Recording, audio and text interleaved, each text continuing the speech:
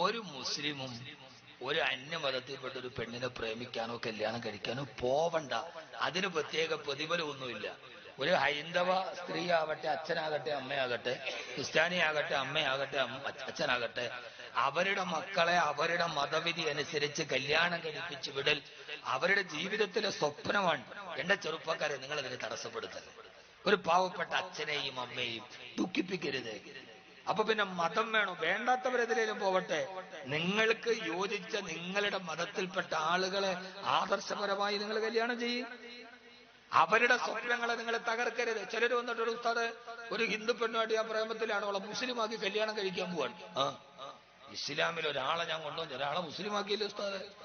ആർക്ക്? എടാ, നീ മുസ്ലിമാക്കിയത് നിന്റെ കൂടെ കഴിയാൻ വേണ്ടിയല്ലേ? നിന്റെ നീയത്ത് വേറെയാണ്. അതിന് ഒരു പ്രതിഫലം ഇസ്ലാമിലില്ല.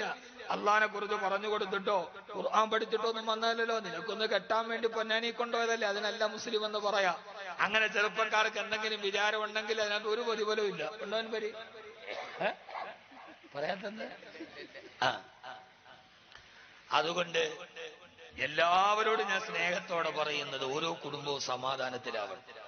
ഒരു വീട്ടിലൊക്കെ ഒരു ഹിന്ദുവായ അച്ഛനും അമ്മയും വളർത്തുന്ന കൊച്ചിനെ പ്രേമിച്ച് വളർത്തിറക്കി കൊണ്ടുവരിക, കൊണ്ടുപോയി കെട്ടുക, പിന്നെ അത് സമൂഹത്തിന് വിഷയമാവുക, ലൗ ജിഹാദ് എന്ന് പറഞ്ഞുണ്ടാക്കുക. ഇതൊക്കെ കാരണം ഇവിടെ